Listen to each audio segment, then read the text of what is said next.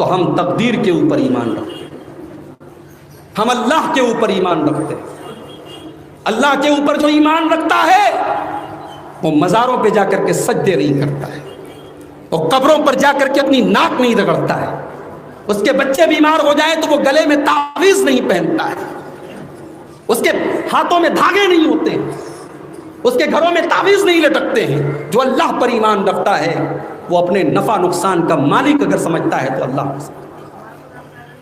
ابھی آج فیس بک کے اوپر ایک ویڈیو میں نے دیکھا، اور اللہ کی قسم میں ویڈیو دیکھ رہا تھا، حالانکہ اس کے اوپر کمنٹ کرنے والے مذاق اڑا رہے ہیں، ہنس رہے ہیں، مگر مجھے رونا آ رہا ہے کہ آج کیا دین کے جلسوں اور اسٹیج پر بیٹھ کر کے ایسی باتیں کہی جاتی ہیں۔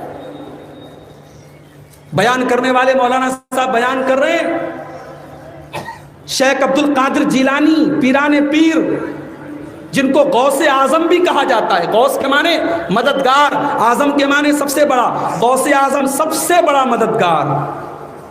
اب سوچو یہ اللہ کی کتنی بڑی توہین ہے۔ سب سے بڑا مددگار کون ہے؟ ہمارا ایمان تو یہی ہے کہ ہم جس کے لیے ایاک نعبد و ایاک نستعین کہتے ہیں وہی ہمارا غوث اعظم ہے، وہی ہماری مدد کرنے والا ہے۔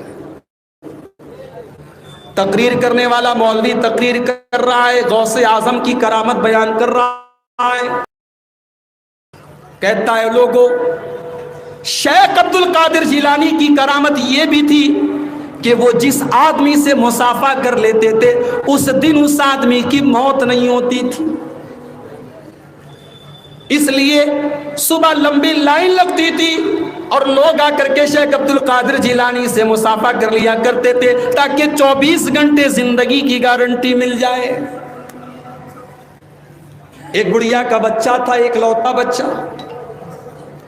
اس نے سوچا کہیں میرا بچہ مر نہ جائے، روزانہ وہ صبح اپنے بچے کو لے کر کے آتی تھی اور شیخ عبد القادر جیلانی سے اپنے بچے کو مصافحہ کرواتی تھی۔ اس کو ڈر تھا کہیں میرا بچہ مر نہ جائے، اکلوتا بچہ ہے۔ ایک دن مصافحہ کروا کے گھر پہنچی، بچہ اوپر برآمدے سے آنگن میں گر گیا، بچے کا انتقال ہو گیا۔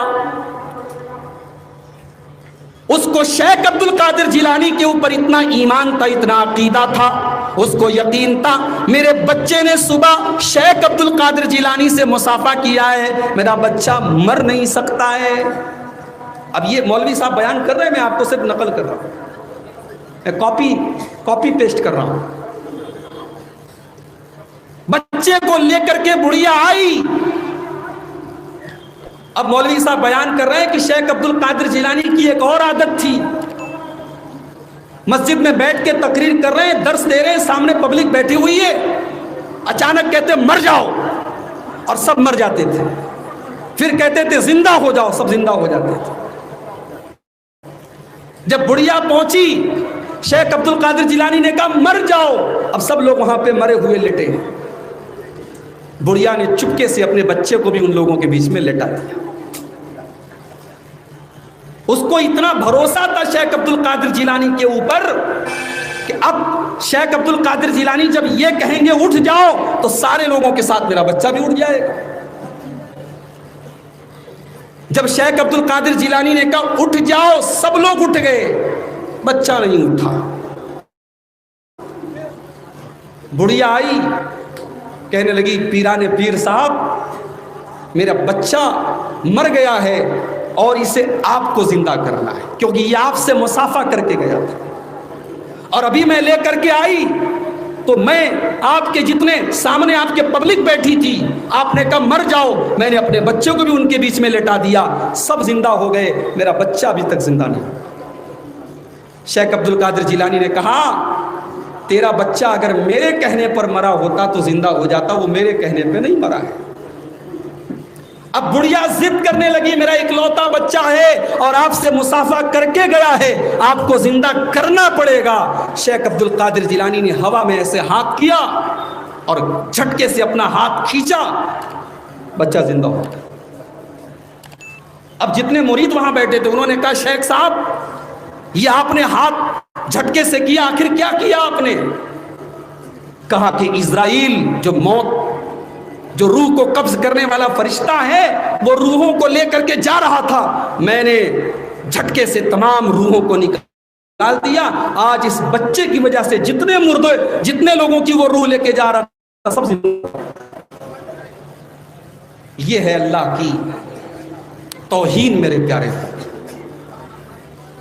شیخ عبد القادر جیلانی تو ایک عالم تھے،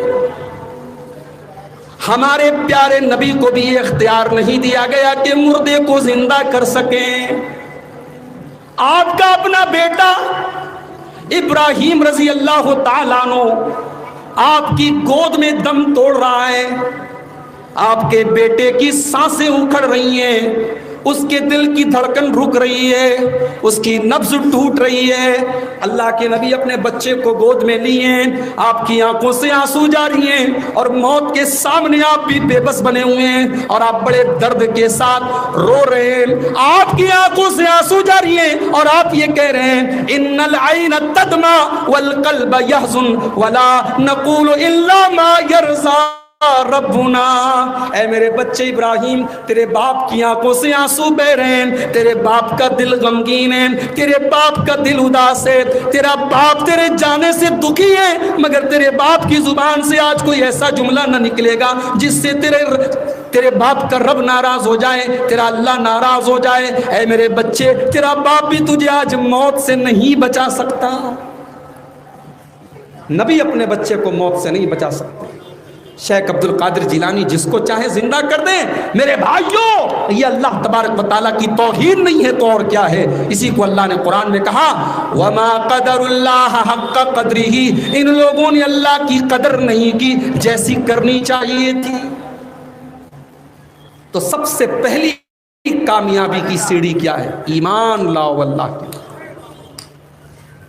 میرے پیارے بھائیوں، ہم غریب ہیں، ہم مزدور ہیں، ہم کمزور ہیں، ہمارے پاس رہنے کو ڈھنگ کا مکان نہیں ہے، ہمارے پاس کھانے کو اچھا کھانا نہیں ہے، ہمارے پاس پہننے کو اچھا کپڑا نہیں ہے، لیکن اگر ایمان کی دولت ہمارے پاس ہے، رب کعبہ کی قسم ہم سے زیادہ مالدار کوئی نہیں ہے، ہم سے زیادہ دولت والا کوئی نہیں ہے، کیونکہ ایمان سے بڑی کوئی بھی دولت نہیں ہے۔ کل قیامت کے دن دنیا کی دولت کام نہیں دے گی۔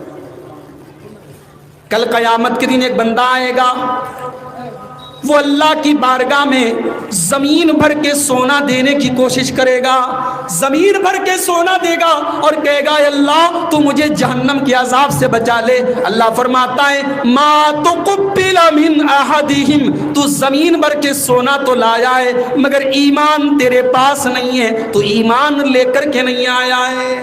ایمان ضروری ہے اور ہمیں اور آپ کو اللہ نے ایمان کی دولت دی ہے میرے بھائیوں، اس پر ہم جتنا بھی شکر ادا کریں کم ہے۔ اللہ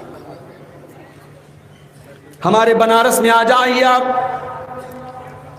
ہزاروں کلومیٹر دور سے لوگ بنارس آتے ہیں، ان کی آستھا ہے، ان کا عقیدہ ہے، میں اس پر کوئی ٹپڑی نہیں کر سکتا، لیکن آپ غور کریں آج ندیوں کی عبادت ہو رہی ہے، آج جانوروں کی عبادت ہو رہی ہے، آج پتھر کی بنی ہوئی شرمگاہ کی عبادت ہو رہی ہے، آج اس کے اوپر دودھ چڑھایا جا رہا ہے۔